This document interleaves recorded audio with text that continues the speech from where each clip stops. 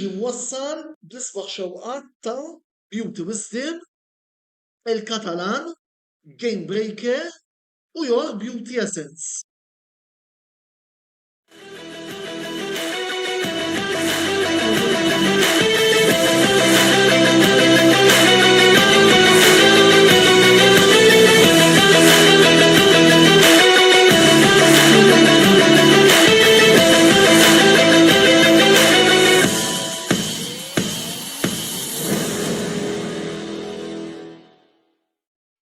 Antonello bada jisemmilkom jagħtikom merħba għal 61 programm mis-sensiela botta u risposta. Il-programm ta' diskussjoni ta' kull nhar ta' ħamis li ser jirritorna għal 4 programmi oħra fejn prattikament se nkunu qegħdin nagħmlu roundup tal-kampjonati prinċipali illi l-Kamra Sportiva segwi fejn jidħol futbol. Illum ħanibdew billi nitkellmu fuq il-kampjonati minuri lokali. Il-ġimgħa d-dieħla ser niddiskutu l-kampjonat BOV Premier. Fit-30 ta' Mejju nitkellmu dwar il-Premier League Ingliż fis-6 ta' Ġunju u mbagħad id-diskussjoni tkun fuq is-serje A qabel ma nibdew il-programmazzjoni ta' UEFA Euro 2024 nhar it-13 ta' Ġunju li ġej. Imma fuq hekk nilħqu nkellmukom fuq UEFA Euro 2024.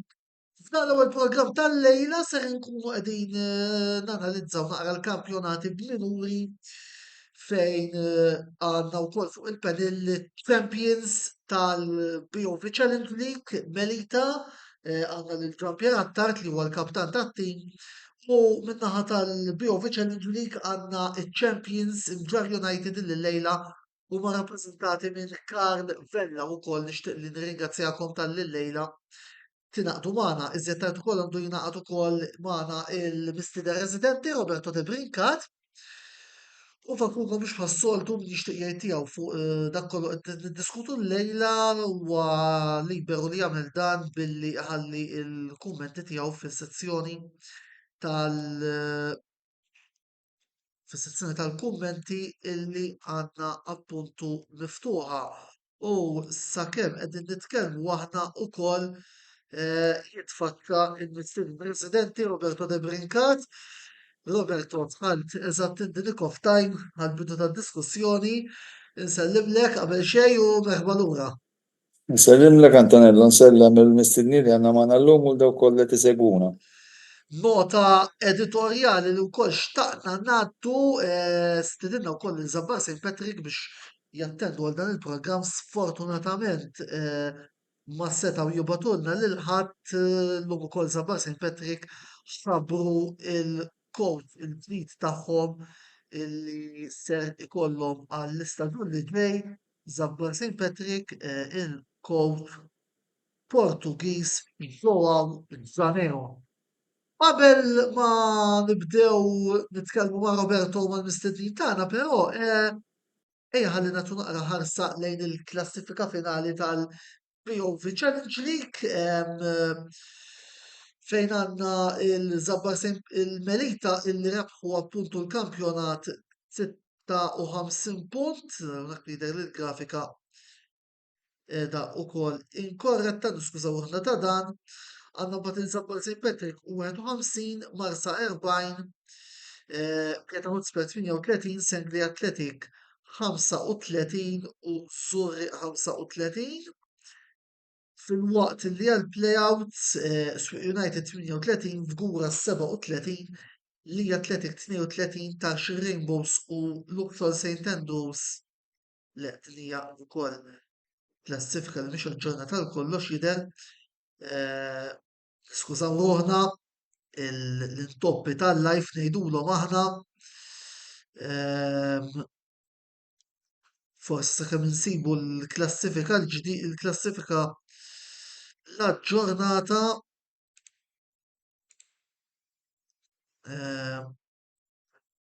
kontu niftit taċċans mill-ġdid skuża ruħi mela l-klassifika finali tal-BOV Challenge League għandha tkun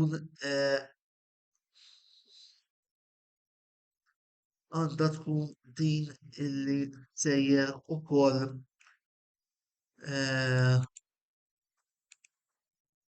nurikom hawnhekk jidher li l-affarijiet però qegħdin jittantaw għallum. Alright, mela, nerġgħu niskużaw ruħna, il-bello della diretta kif jgħidu t-Taljani, affarijiet illi mhux fil-kontroll tagħna nispera illi issa il-klassifika hija wkoll ċara biżżejjed, mela Melita 56, Zabbar 51, Marsa 40, Pietà 38, Sengli Athletic u Surri 35 punt. Dawk huma il-promotion pool. Fil-rigward tal-relegation pool, United 38, Vgura 37, li Athletic 32, Tarxin Rainbows 21, Zabut Rangers 29, St. Andrews Luxol u Luqa St. Andrews 28, Zejtun 27, Attar 18 u Imsida 8. Melita u Zabbar promossi għal Malta Premier League 24-25, Luqa St. Andrews u Bar Decider, Zejtun Corinthians, Attar u Imsida St. Joseph relegati għal kampjonat nazzjonali amatorjali tal-istaġun li ġej. Roberto, forsi tina na introduzzjoni fuq il-kummenti tiegħek kif tara din il-klassifika, u mbagħad nuħu kol kumment fuq l-istess ħaġa mingħand Giampier jekk jogħġobkom. Dwar ovvjament it-timijiet li kienu fil-promotion playoffs, Melita u Zabbar fl-opinjoni tiegħi kienu ta' kategorija ovvjament superjuri għat-timijiet l-oħra anke l-klassifikaturi dan. Biss jekk inqisu d-distak bejn Melita u t-tim li spiċċa fit-tielet post Marsa xejn inqas minn 17 punt. L-istess jista' nagħtu ukoll għal Zabbar li kellhom 11 punt differenza fuq it-tielet tim. Min-naħa l-oħra fin-naħa tal-playout, ovvjament kienet sorpriża kif Zejtun sfaw relegati, forsi għat-tard u Msida kienu meqjusa li ħajkunu timijiet li ħajġieldu biex ma jaqgħux. Jiena forsi anke nqis l-aspett negattiv issa sewwa, timijiet bħal Tarxin Rainbows u Luxol St. Andrews li naħseb ma kellhomx xi staġun brillanti. Il-klassifika fil-naħa tal-playout kienet ovvjament waħda iktar bilanċjata minn dik li kienet tal-playoffs. Swieqi li ovvjament huma tim għall-qalbi spiċċaw fl-ewwel post, Vgura li għandhom setup tajjeb ukoll kellhom staġun ma jistax jitqies bħala negattiv. Ovvjament issa wieħed jistenna għall-istaġun li jmiss. Giampier, l-ewwel nett merba fil-programmi tal-lejla u wkoll proset tal-istaġun eċċellenti li kellkom. Xtaqt tisma' naqra l-ewwel kummenti tiegħek fuq din il-klassifika qabel xejn. Grazzi tal-istadina u nsellem il kulħadd. Ovvjament dik kienet staġun fej konna niġġieldu għaliha naħseb irrid ngħid ġifieri mhux biss dis-sena biss ilna it-tim kollu ġifieri kważi sentejn 3 snin ġifieri minn mindu tlajna għall-Challenge League nippruvaw nissiltu għal ma naħa ta' fuq. U naħseb kull sena dejjem improvjajna u dis-sena jiġu mill-bidu lan kienet biex nippruvaw nitilgħu għall-Kampjonat Premier. Kif naħseb kulħadd qed jgħid qisu qabel l-istaġun ħadd ma kien qed jistenna ċertu timijiet imorru daqshekk tajjeb jew daqshekk ħażin. Kif qal Roberto naħseb Tarxin pereżempju kienu wieħed mill-favoriti li m'għaddewx għal top 6. U ovvjament kienu timijiet oħrajn li forsi setgħu kienu top 6. U ovvjament ġifieri wara li għaddejna mill-ewwel fażi u konna wieħed mill-top 2 fit-top 6 bdejna nemmnu iktar ġifieri nistgħu nemmnu għall-promozzjoni għax rebħa wara l-oħra kellna xi 9 wins ġifieri 9 rebħiet u soffrejna biss naħseb 3 goals. Ġifieri meta ġejna għall-aħħar sforz u l-aħħar push naħseb it-tim uri li verament konna superjuri speċjalment ma' dawk it-timijiet l-aħjar.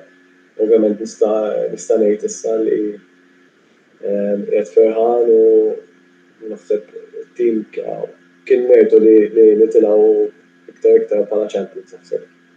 Infatti fl-aħħar ta' il-logħba sibtu 9 rebħiet u 2 drojiet tajjeb illi għandu kollu kien-saħħa l-argumenti hekk.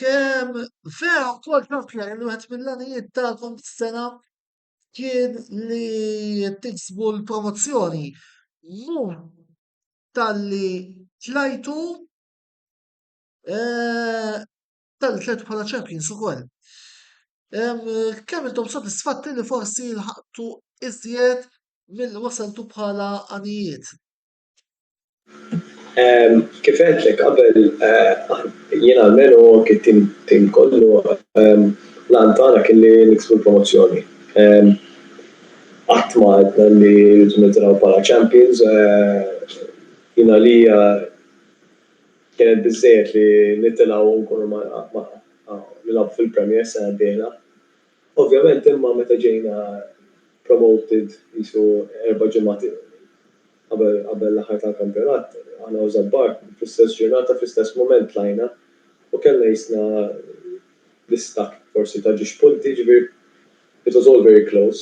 Ma mbagħad meta tkun fiha sabiħa li tkun tista' titla' bħala champions u anke celebrations ma kienux ikunu l-istess kieku ma kienx il-trophy wkoll u naħseb qatt ma kont qed nistenni ngħidu hekk speċjalment b'ċertu budget u hekk li kellhom timijiet oħrajn u hekk naħseb promotion biss kien ikun diġà xi ħaġa kbira u li tlajna bħala champions ukoll. Għamilna bħalma għamlu l-aħħar darba li tlajna għall-kampjonat Premier kienu taraw bħala champions Merita 2011-2012 u naħseb xieraq li għamilni wkoll aħna. Grazzi Jean-Pierre.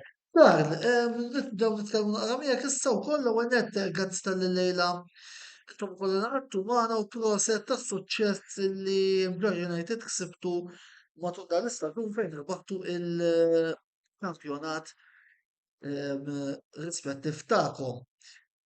Kellkom staġun mill-aqwa mkrar fejn tajjeb ngħidu illi ddominajtu tista' tgħid grupp B tal-kampjonat nazzjonali amatorjali fejn ukoll fost l-oħrajn nistgħu wkoll naħseb li nagħtu ħarsa lejn dak kollu illi ġibtu matul dan l-istaġun bl-għajnuna tal-grafika tagħna ukoll ġibtu 46 punt frat il-klassifika mbagħad kien hemm Orbi b'37 Marsa Skala l-istess Sant Juan 35 Dargur 34 warajkom ishom kienu naqblu viċini l-affarijiet. Kirkop 32 St. George's 31 Vittorjosa 29 10-14 Dingley Swallows 10 u Taxbih 6 ġew relegati St. George's 10 Dingley Swallows u Taxbih. Biss, ħanibdew minn hawn. Kumment ġenerali fuq is-sezzjoni qabel xejn minn għandek Karl. L-ewwel nett grazzi tal-istedina Antonello. Rigward is-sezzjoni tagħna naħseb li overall naħseb wieħed huwa ċar juri biċ-ċar li l-sezzjoni tagħna kienet naqra tqal ilha mis-sezzjoni l-oħra. Anke jekk ħares l-Amiċerka bl-aħħar 4 timijiet spiċċaw kollhom is-sezzjoni tagħna. Ovvjament kien hemm kompetizzjoni, però aħna il-verità li l-Lantana minn day one jew ngħidu minn xi spiċċa s-season l-għadda u sfortunatament ma sibniex il-promozzjoni kienet li niksbu l-promozzjoni das-sena. Ovvjament sar ħafna xogħol fis-sajf. Rigward biex inkompli ma' suġġett rigward is-sezzjoni ġenerali, naħseb it-timijiet li kien hemm ċertu timijiet li kollha kien hemm ħafna timijiet livell wieħed. Nemmen li bħalma turi l-klassifika nemmen li aħna konna naħseb l-aħjar tim fis-sezzjoni, però ma naqqax hemm il-mertu tat-timijiet l-oħra, ovvjament kien hemm timijiet bħal Birgu, Ormi, Marsa Scala, San Juan, li naħseb li kien hemm ħafna timijiet tilfu ħafna punti kontra xulxin fl-logħbiet diretti. Aħna ovvjament fl-logħbiet diretti ma tantx fallejna punti, jaqta' il-logħba mal-Birgu fl-ewwel round li tlifna naħseb.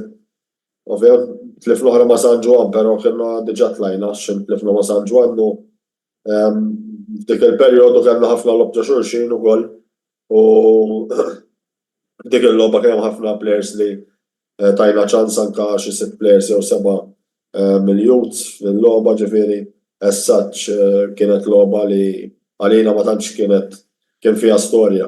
Però kif qed ngħidlek kienet bilanċjata u kulħadd jista' jtik logħba ta' forsi 3 timijiet t'isfel. Infatti aħna mal-Gargur ma rbaħniex logħba, ġejna ġiex drojiet. Ġifieri is-sezzjoni kienet anke l-livell kien tajjeb, overall kien tajjeb ħafna u kien logħbiet ġifieri li ħassra lil Amiċelli mhux daqshekk li segwit.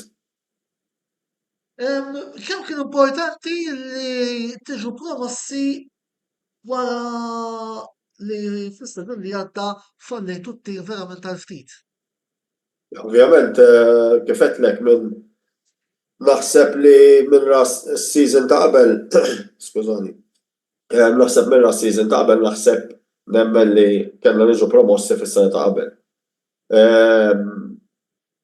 Nazzardajt naħseb li konna wieħed mill-aqwa timijiet, però tlifna l-playoff ma' ħalluqa u mbagħad ma' ħażabbar, però mbagħad minn dakinhar ovvjament kienet naqda ħarta għalina, però nista' ngħid li kellna laqda fil-komunità u fil-klabb u wkoll bis-saħħa tal-President ġifieri u l-kumitat li l-għada beda jaħdem biex is-season ta' wara li da season li għadu spiċċa nagħmlu li ma konniex għamilna s-season ta' qabel. Ovvjament sar ħafna xogħol fis-sajf, nexxielna nibnu skwadra naħseb nazzardajt waħda mill-aqwa skwadri li kien hemm fl-Amiċelli fl-aħħar snin għax ovvjament atterajna ċertu players bħal huma tal-livell li niżlu mill-Challenge League, ġifieri u Premier League ukoll. Però ovvjament għamilna kollox aħna dejjem naħdmu within il-kapaċitajiet u l-budget li jkollna. Fl-istess waqt għalkemm kellna skwadra b'saħħitha tajna ħafna ċans il-players tal-youths li jagħmlu debutti tagħhom matul is-season, ġifieri għamlu debutt mat-tim ta' kbar dis-sena jekk ma nissejx xi 8 jew 9 players mill-youths li huwa ħafna. Kien hemm minnhom li qed ikunu kull ġimgħa majtin mat-tim. Però kienet għalina bħala klabb tal-imġar ovvjament li waqajna tlajna challenge dik waqajna ma tlajniex is-sena ta' wara l-ftit. Kienet importanti ħafna u issa fimni determinati biex li ma għamilniex qabel nagħmluh anke fis-season li ġej u nżommu post u għaxiex bħal m'għamlu timijiet oħra għaxiex m'għandniex nagħmlu aħna ukoll, ġifieri anke mmorru ġifieri imma naraw pass pass aħna saqajna mal-art. Mela, Roberto, biex nagħmlu wkoll din l-ewwel parti tal-programm, il-kummenti tiegħek fuq sezzjoni B tal-Kampjonat Nazzjonali Amatorjali jekk jogħġbok. Kien aktar milli kumment Antonello, għandi mistoqsija l-Karl jekk ma jimputax. Karl, irbaħtu l-lig, irbaħtu s-sezzjoni tagħkom, però f'nofs istaġun diltu l-coach. Ovvjament hija ħastramba li klabb li jkun fl-ewwel post tal-klassifika jibda lill-coach. Ovvjament mhux ħajlek biex tidħol fil-mert u għalfejn ħadd id-deċiżjoni, però x'effett ħallit fuq il-skwadra, ovvjament fuq l-ambjent, il-fatt li nbidel il-coach meta xorta kontu qed tisfidaw għal promozzjoni, u ovvjament coach ġdid kif irnexxielu jintegra mill-ewwel biex iżomm l-andament tat-tim għaddej.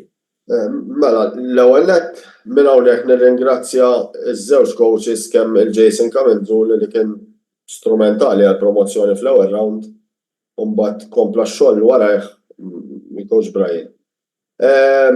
Ovvjament, il-Kumitat ħad deċiżjoni forsi mhux kif ġabu għall-medja wkoll għax il-medja ġabu għali għax ġiġi ġdrojiet jew ħaġa oħra ġejna ġiġi ġdrojiet mhux ġiġifieri bħala klabb.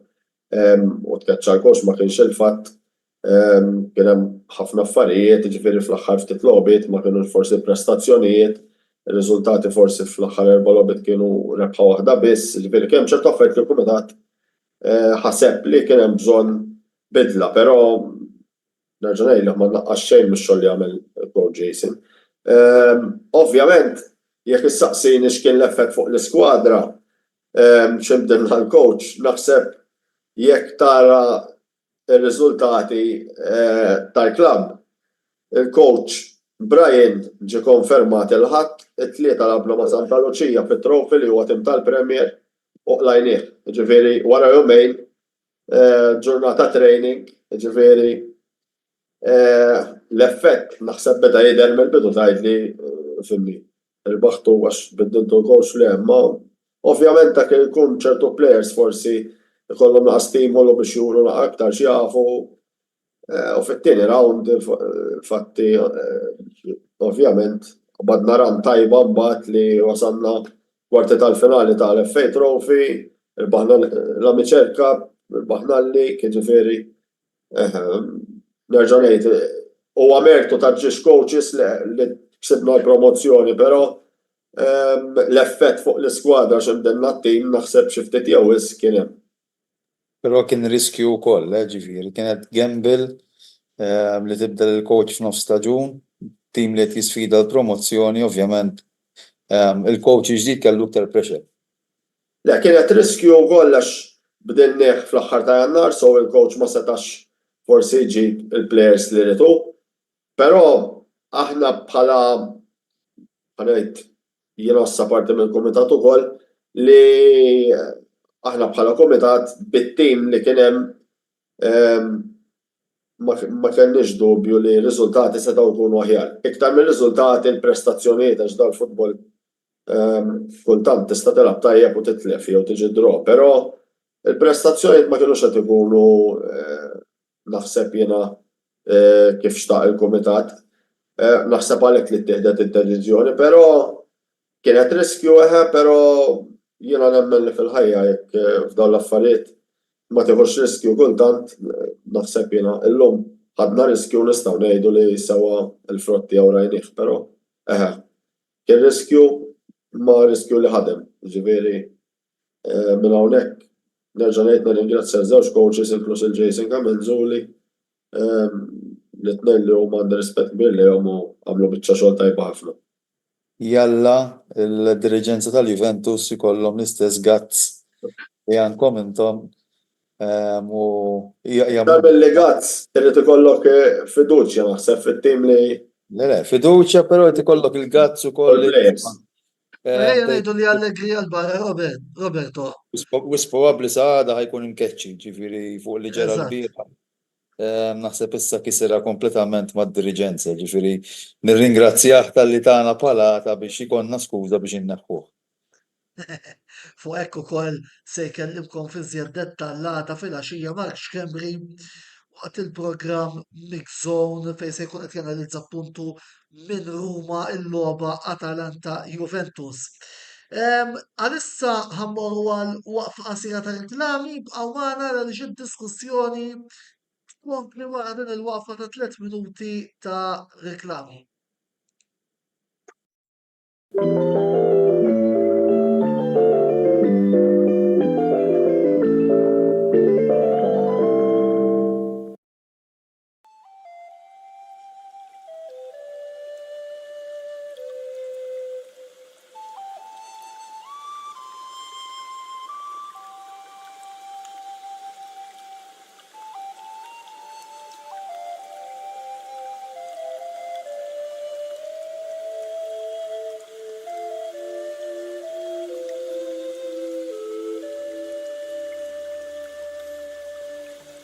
Beauty Wisdom tal-Fgura għall-aħjar prodotti u servizzi ta' sbuħija. Żuru wkoll Nails by Xarawna fl-istess stabbiliment għall-aħjar servizz ta' trattament ta' dwiefer.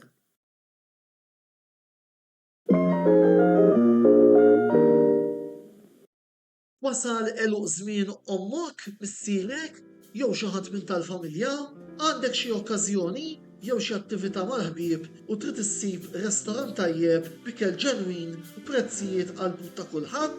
Post wieħed għandek issib El-Katalan tax-Xajra fejn issib għażla vasta ta' pizza, pasta, grills u għaġin f'atmosfera b'element familjari. Għal bookings ċempel fuq 21-800-997 jew żur is-sit tagħna għal iżjed informazzjoni. El-Katalan, ir-ristorant għalik.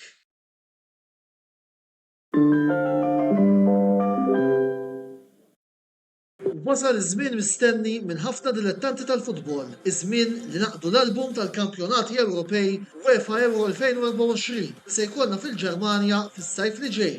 Game Breaker se jkollu disponibbli sew l-album kif ukoll il-pakketti tar-ritratti fil-ġranet li ġejjin. Għalhekk żuru l-istabbiliment tagħhom f'Bikri-Kara għal iżjed informazzjoni u ibdew waħsbu għal kollezzjoni ġdida, il-kollezzjoni ta' UEFA Euro 2024. Game Breaker, l-aqwa logħob tal-PlayStation, Xbox u Switch.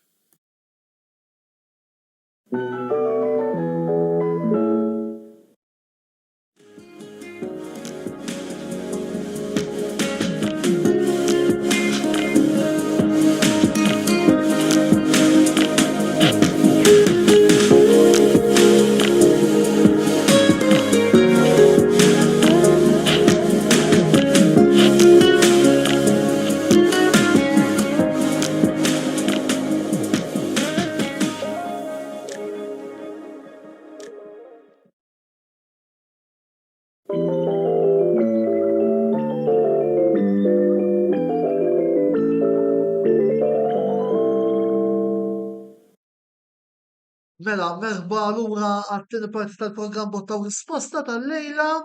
Fakulkom ukoll li min jintervjeni jista' jibgħat messaġġ fuq is-sezzjoni li għandna miftuħa għalikom f'madidun ix-xandija wkoll. Jibgħatilna wieħed mill-producers tagħna Brady Buġejja li wkoll nixtieq insellimlu nirringrazzjah tax-xogħol siwi li jagħmel wara l-kwinti għal dan il-programm. Proset li żewġ timijiet imġarhom Elita li mhux talli ġew promossi bħala Champions. Rigward Melita tim żer b'qalb kbira però iħollu jorbot il-barrani li nassumi ħajjiżdiedu u l-kwalità tagħhom u kif se interessanti naraw kif se jingranaw maż-żgħażagħ Maltin li diġà hemm però fuq is-sena d-dieħla Lampier ħanitkellmu wkoll fit-tielet parti. Ma nafx hekk forsi però tgħid xi ħaġa fil-qosor lil Brady. Però kif ngħid is-sena d-dieħla ħanitkellmu fit-tielet parti fil-programm.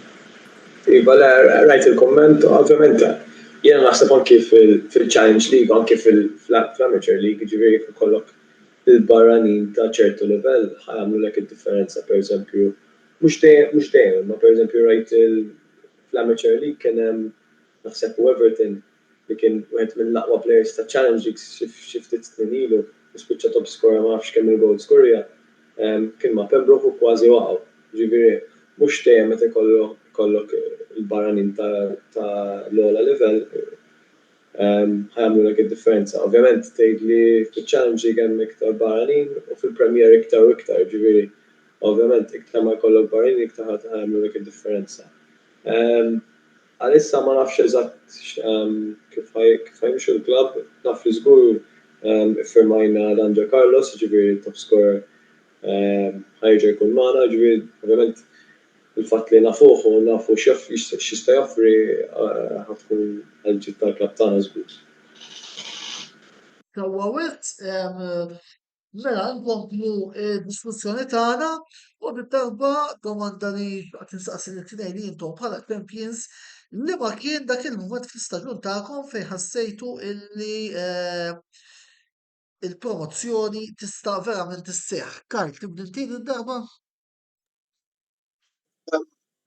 Jiena naħseb li aħna ħankun onest, ovvjament konna nafu li ħatkun sezzjoni jibsa kif qedlek, però konna determinati li niksbu l-promozzjoni, so naħseb as-such ma kienx hemm moment fejn ngħid għaliha jiena personali u forsi il-President u hekk li għedna maħniex ħanitilgħu, però naħseb kien moment kruċjali ħafna ir-rebħa li ksebna fit-tieni round kontra Ħalkilkop fejn Ħalkilkop l-ewwel ħaf kienu qed jirbħu ħebxejn u ħriġna fit-tieni ħaf l-ewwel 10 round iskurjajna 2 u l-logħba daret u naħseb dik il-logħba kienet importanti ħafna għax wara jekk kellna ran tal-lob dirett ma' Ormi Bilgu dat-timijiet.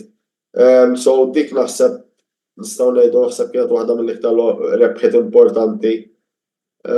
Però kif qed ngħidlek naħseb overall tul is-season konna determinati li niksbu l-promozzjoni, so naħseb mill-bidu bdejna tajjeb u forsi kien hemm ftit blip meta nbidel il-coach, però overall kellna season tajjeb ħafna.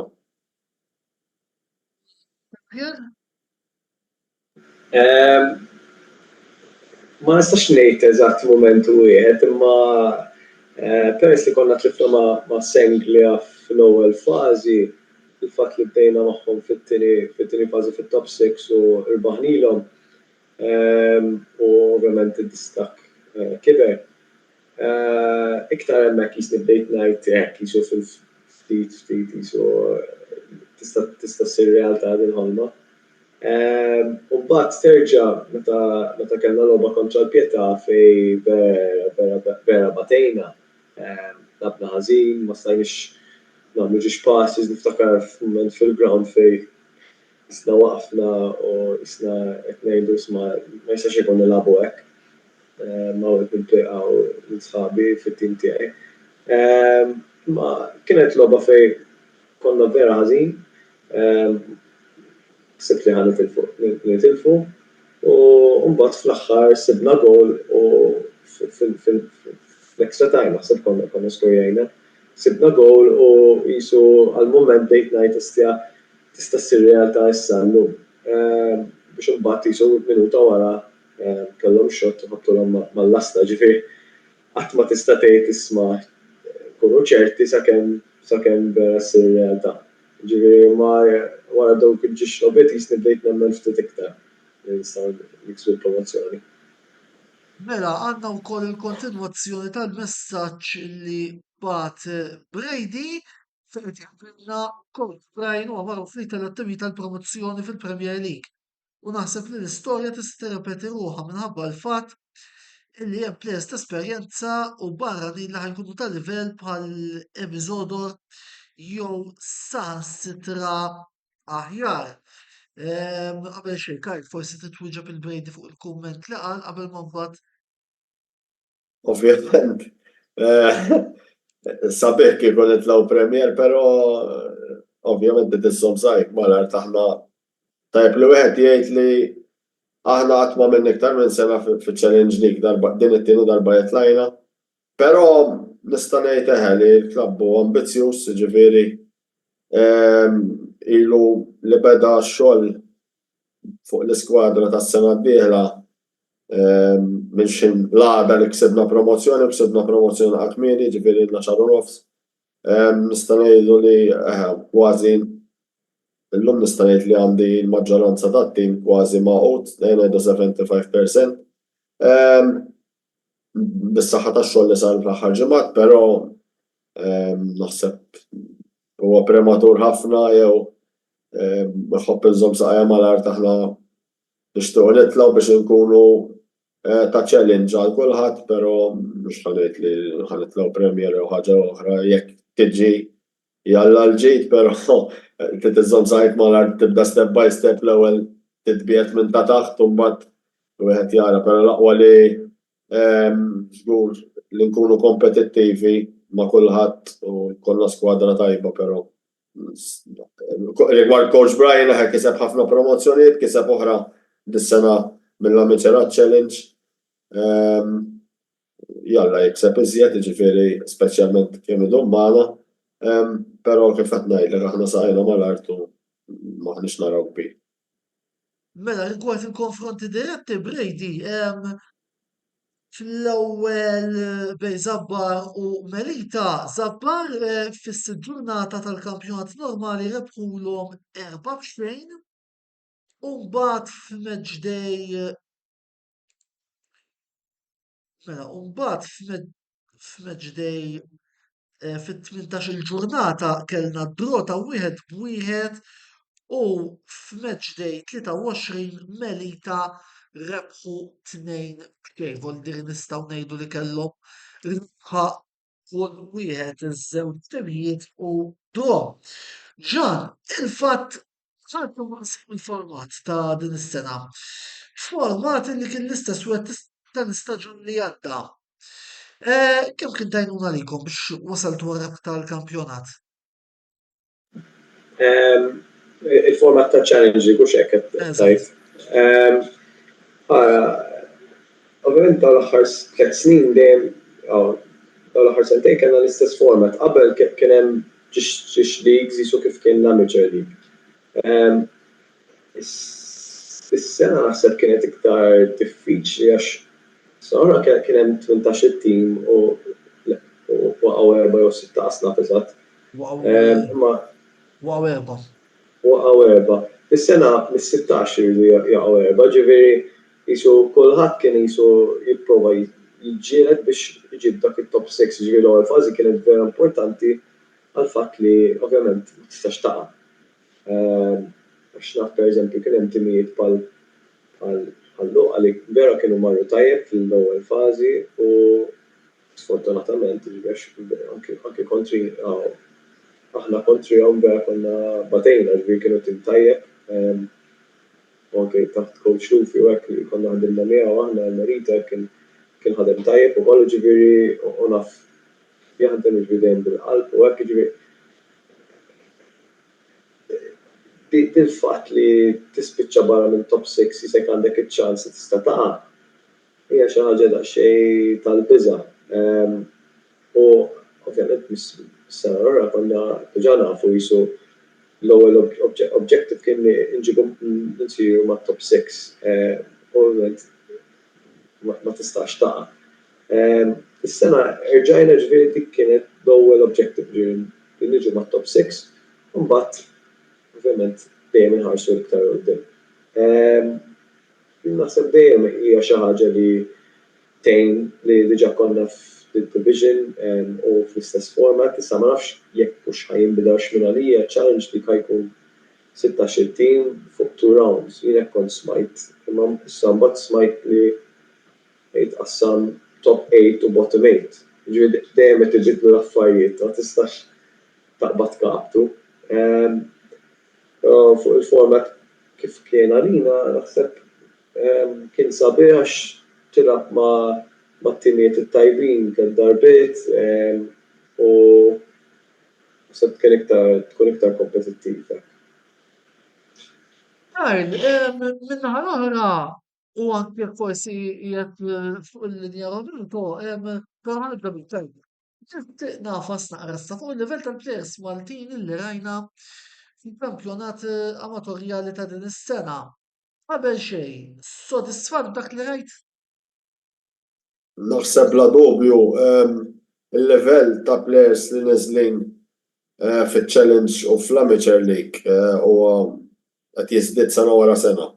Naħseb ovvjament għall-fattur prinċipali huwa li qed jiżdiedu l-barranin fil-Premier u l-Maltin dejjem niżlin l-isfel, ma però naħseb tista' tara dis-sena ovvjament nieħu minnha kellna Ryan Camilleri li lagħab fuq 4 logħba ma' Malta, ġifieri s-saħra kien captain tal-belt veru weġġa' fil-bidu tas-season però niżel amateur league. Adrian Borch kien mas-Sairis. Jurgen Suda kien Farrugia ġifieri. Livell ta' plejers kien hemm u daqt insemmi plejers tiegħu ovvjament it-timijiet l-oħra kellhom ukoll. Bħal Ormi kellhom xi plejers avolja kellhom ħafna bażi ta' Timżar, San Juan, Bormla. Ġifieri anke fis-section l-oħra però naħseb il-level huwa dejjem qed jiżdied. Jiena nemmen li naħseb hija ħaġa tajba li ħarġa qasam speċi ta' kif qabel amateur u amateur tu jisu second u third għax dejjem ikun hemm dawk it-timijiet li kif kienu sections s-saħra anke ta' qabel ishom jaqqataw 5 timijiet u l-aħħar 4 ishom 3 dejjem l-istess. So naħseb tajba ħadd iżdied il-competition u nemmen li żgur li naħseb anke s-sena d-dieħla kemm l-amateur 1 li ġi jisu second division naħseb li ħafna timijiet ħajkunu tajjeb anke ġifieri naħseb żgur ħajżlu xi plejers hemm ma nafx ovvjament għax m'iniex parti mill-amministrazzjoni tal-klabs imma żgur m'għandix dubju li ħajbqgħu jinżlu l-klabs f'dik id-division u naħseb li għalkemm aħna mhux ħankunu hemm is-sena d-dieħla nista' nitkellem in ġenerali fuq li rajt l-aħħar sentejn. Naħseb hija ħasra li l-Amateur League ma jingħatax naqra iktar forsi view fil-media u dal-affarijiet għax il-level żdied żgur hemm ħafna players Maltin u żgħażagħ speċjalment interessanti ħafna. Jiġifieri naħseb daw żgħażagħ speċjalment li ma tantx qed isibu posthom forsi ma tims ta' fuq tajjeb li nibżgħu għalihom u ntuhom ċertu exposure biex daw jibqgħu fil-logħba fl-aħħar mill-aħħar għax daw jekk ma jkollhomx exposure bħal ma jkollhom divisions oħra u jarawhom ċertu timijiet forsi u hekk. Naħseb jiena hija ħasra forsi jispiċċaw ħafna minnhom jintilfu jew il-potenzjal tagħhom ma jilħuqx.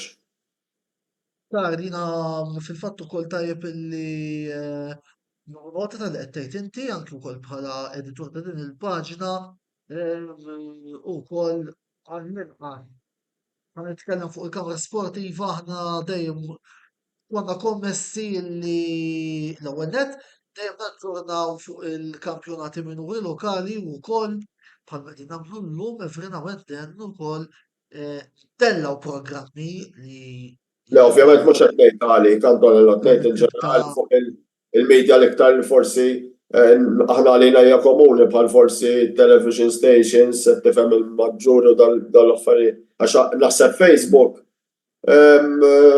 anke kien hemm xi Facebook pages u hekk li huma quite updated jiġifieri u qed jagħtu naqra mnalla jkunu huma għax naħseb it-television il-verità exposure ta' xejn għax-challenge li issa xi ħaġa tajba li forsi hemm xi programmi u hekk qed tituħna iktar importanza imma naħseb li dawn l-affarijiet jgħinu speċjalment taż-żgħażagħ Maltin li jekk vera nixtiequ li dawn iż-żgħażagħ jibqgħu jingħataw opportunità li jilagħbu tifhem. nifhem il-punt tiegħek Karl imma wkoll ngħidha bl-flaħir naħdmu tajjeb li wkoll nagħmlu dina il-preċizazzjoni fil-fatt jekk ukoll tippermettuli nieħu ġist sekondi xtaqt nirringrazzja wkoll l-Xar Lopaċ illi wara l-kwinti din is-sena għena ħafna fejn jidħlu riżultati u aħbarijiet fuq il-kampjonati taż-żgħażagħ illi ta' kuljum jew fil-10 fit-tard jew filgħodu kmieni konna qegħdin naġġornawkom u wkoll prova oħra ta' kemm aħna bħala kamra sportiva mill-ftit tagħna wkoll ninsabu kommessi illi nagħtu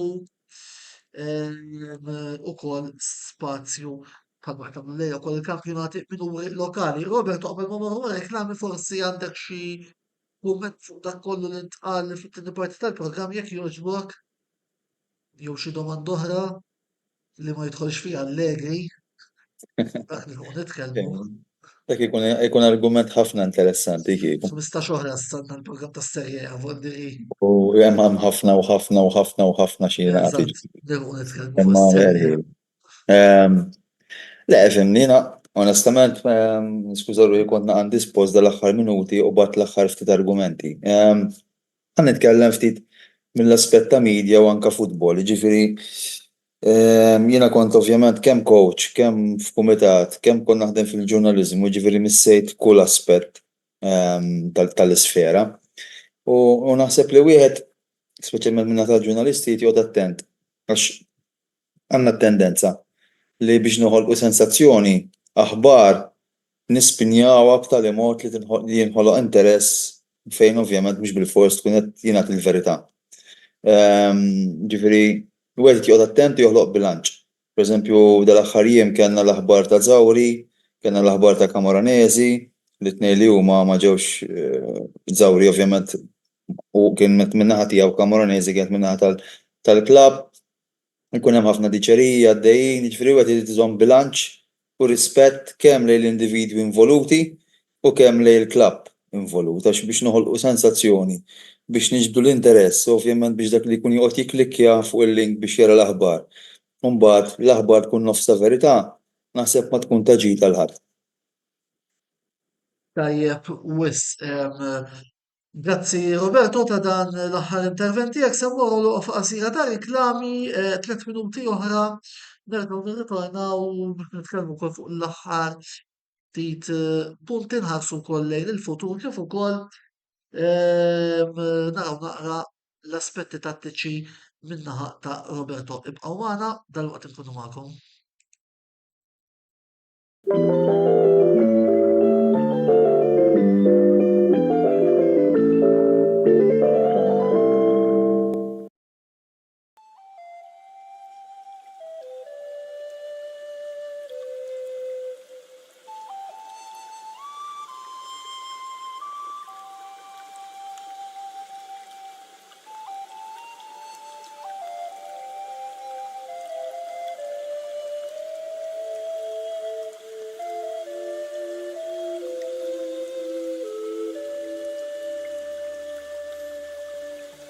Beauty Wisdom tal-Fgura għall-aħjar prodotti u servizzi ta' sbuħija.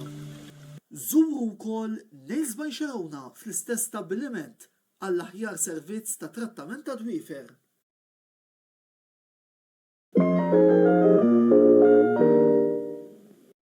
Wasal eluq żmien ommok, missierek, jew xi ħadd minn tal-familja, għandek xi okkażjoni jew xi attività mal-ħbieb u trid issib restorant tajjeb b'ikel ġenwin u prezzijiet qalbut ta' kulħadd, post wieħed għandek issib El-Katalan tax-Xajra fejn issib għażla vasta ta' pizza, pasta, grills u għaġin f'atmosfera b'element familjari.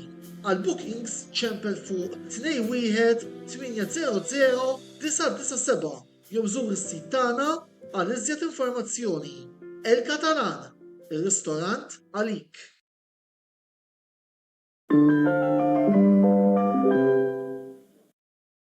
Wasal iż-żmien mistenni minn ħafna dilettanti tal-futbol, iż-żmien li naqdu l-album tal-Kampjonati Ewropej UEFA Euro 2024 se jkollna fil-Ġermanja fis-sajf li ġej.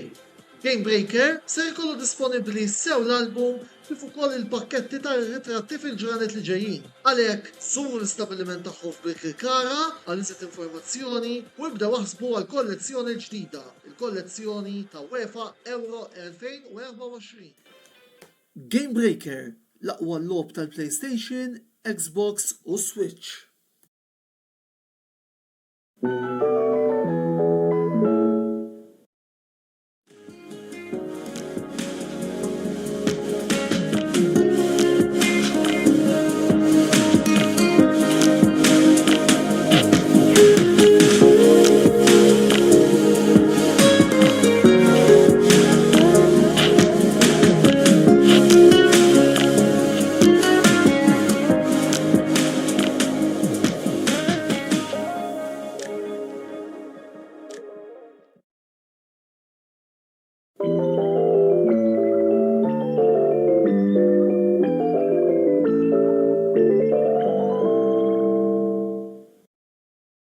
Mela nagħmlu t-tielet parti tal-programm botta u risposta ta' din il-ġimgħa fejn illejla flimkien ma' Roberto De Brinca fil-Mistieda Residenti qegħdin nitkellmu ftit ma' champions tal-BOV Challenge League, Melita fir-rappreżentanza ta' Jean-Pierre Attard u champions tal-kampjonat nazzjonali amatorjali Ġar United fil-preżenza tat-team manager tagħhom Karl Vella nfakrukom ukoll li qegħdin f'xandira diretta u kull min jixtieq jgħid tiegħu huwa li jibgħu li jagħmel dan permezz tal-sezzjoni illi għandna miftuħa għalikom is-segwaċi tagħna li llejla jogħġobkom qegħdin issegwu dan il-programm.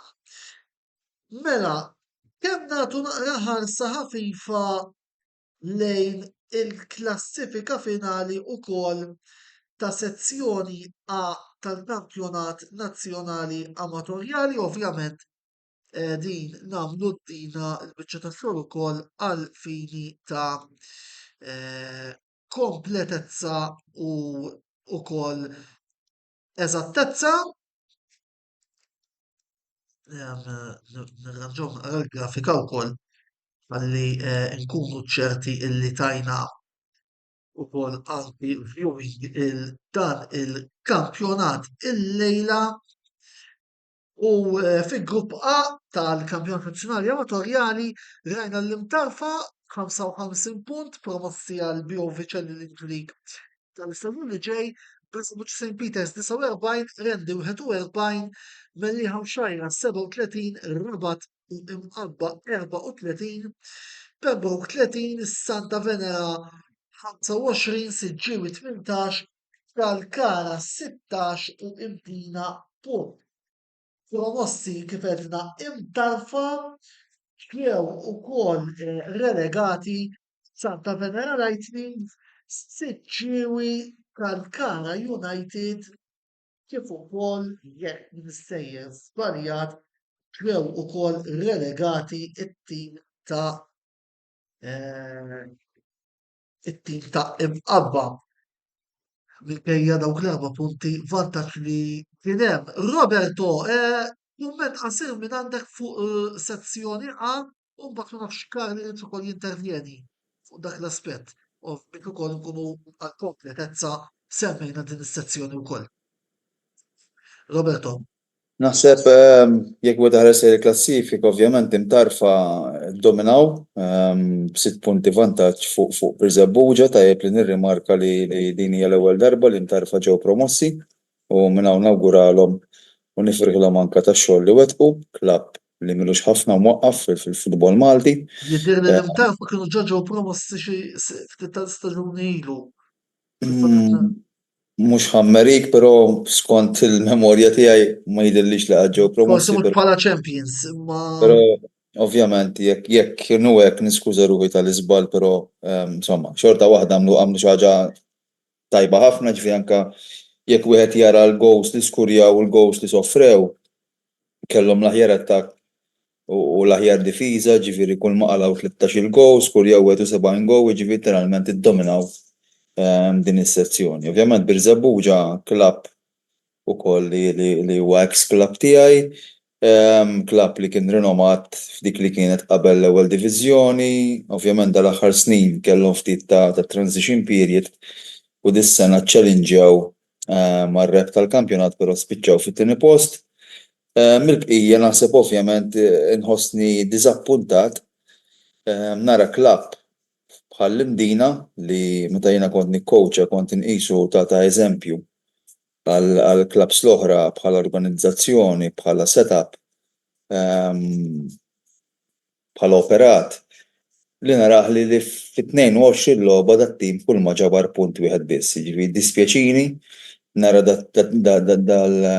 dal-andament min-naħa tal-klabb nispera li ovvjament dal-klabb jerġa' jqum fuq saqajh, però naħseb li l-aħħar snin kien għaddej minn fażi kemm xejn diffiċli, forsi anke bħala riżorsi, kemm umani, kemm finanzjarji, kollox tajjeb li ovvjament nirrimarka li klabb bħal Imdina m'għandux il-ground tiegħu allura jinvolvi ċertu spejjeż żejda, però kif qed hija ħasra li tara klabb bħal dan li kien ovvjament immexxi minn żgħażagħ li kellhom ċertu viżjoni jispiċċa f'din l-estremità. Mill-bqija naħseb li taqta' it-timijiet relegati, jiġifieri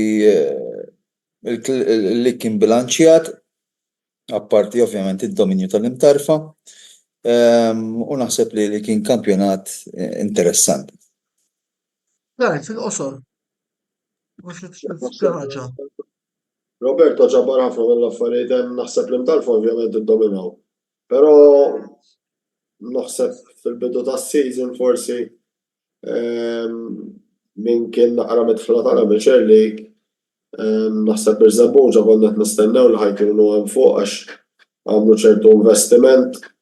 Ovvjament Randy kien għadhom nieżlin mid-Challenge League.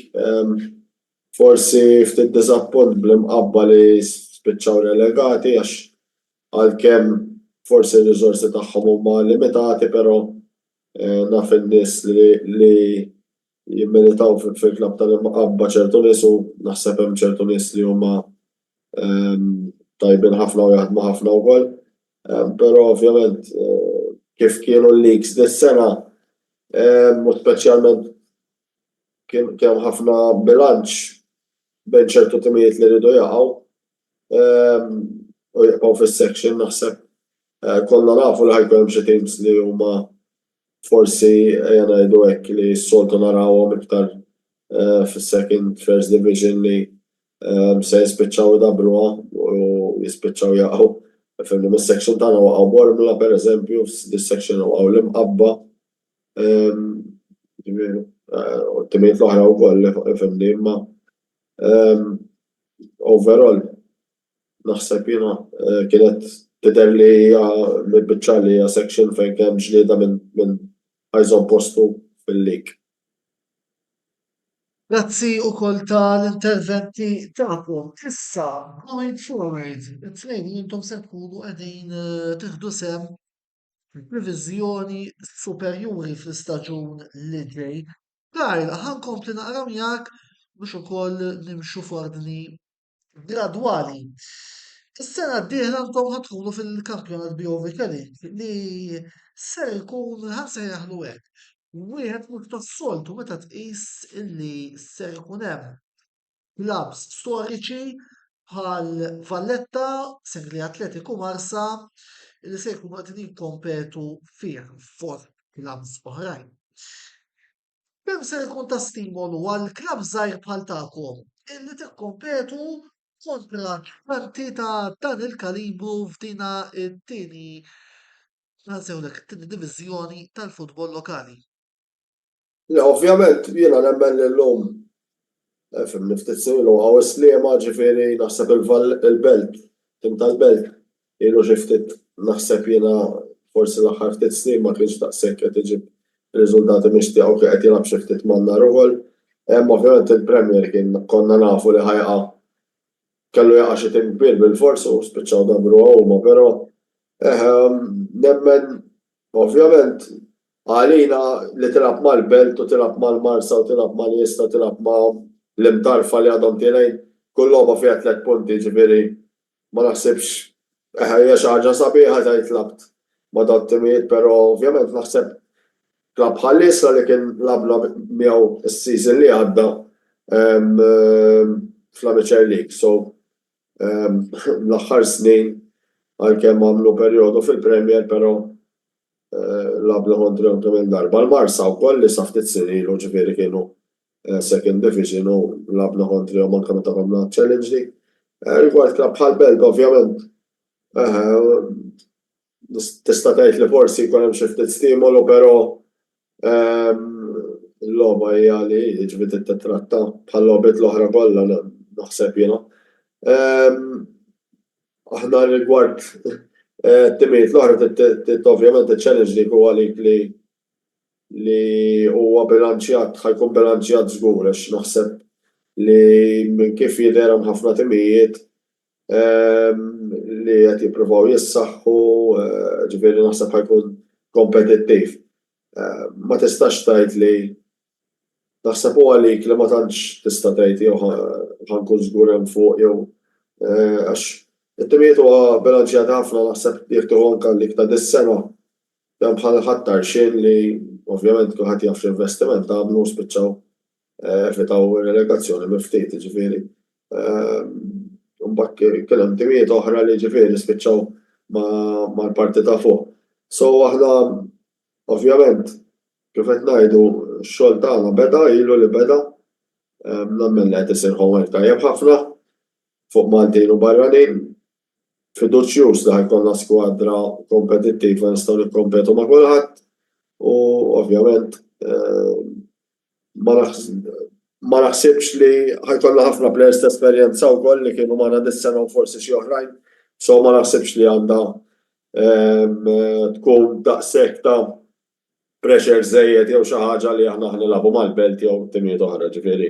Aħna lablu ma' timijiet tal-Premier dis-sena rbaħnielhom fit-trofi gżira tlifna 2-0 l-aħħar logħba ġifieri l-futbol ma nemmen li llum m'għadux jintlab għax jiena l-imġar u mal-belt ġifieri tinżel għall-logħba u tittilab ma' kulħadd.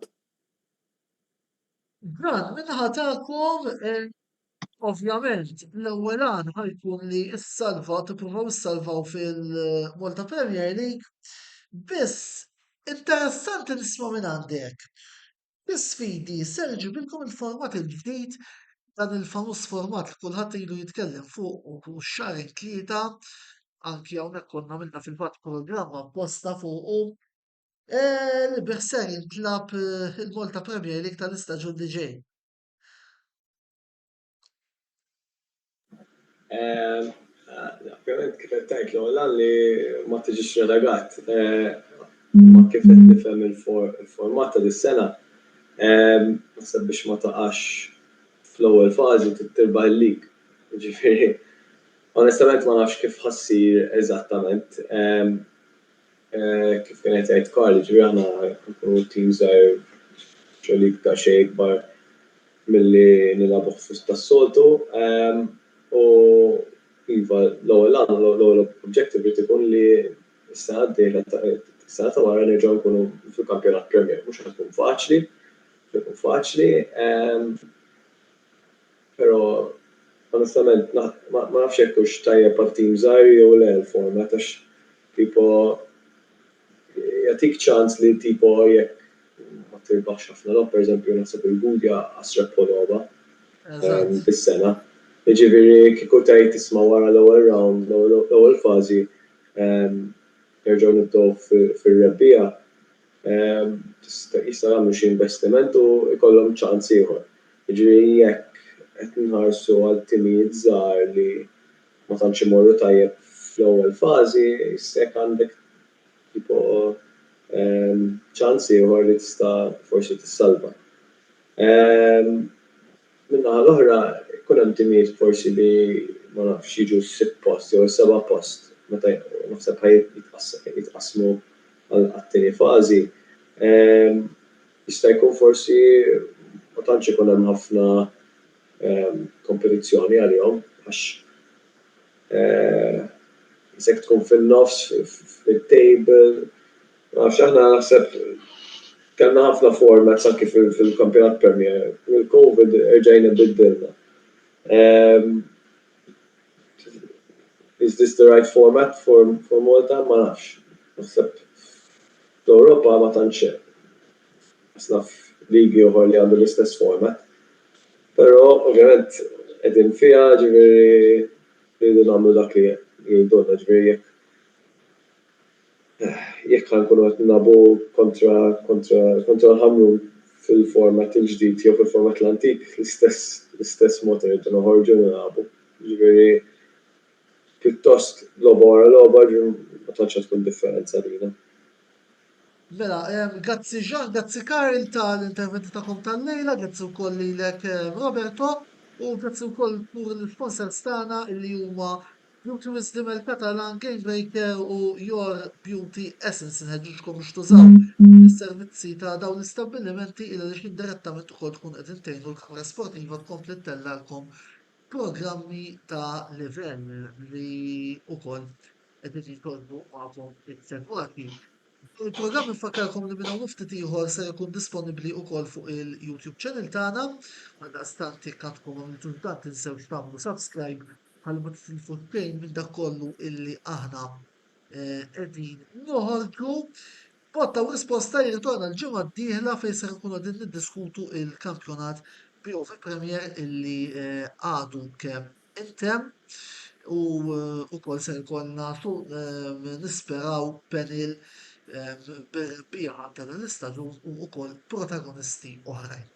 Sakemm nerġgħu niltaqgħu jien Antonello Bela ma tfadal xejn ngħidilkom ħlief grazzi tal-li kontu magħna llejla.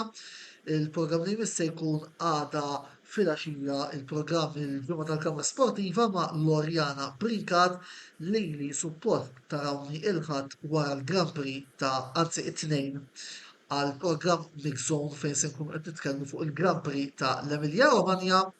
Il-lejla tajb il-kulħadd, ħodu ħsieb u niltaqgħu għal programmi li jmiss.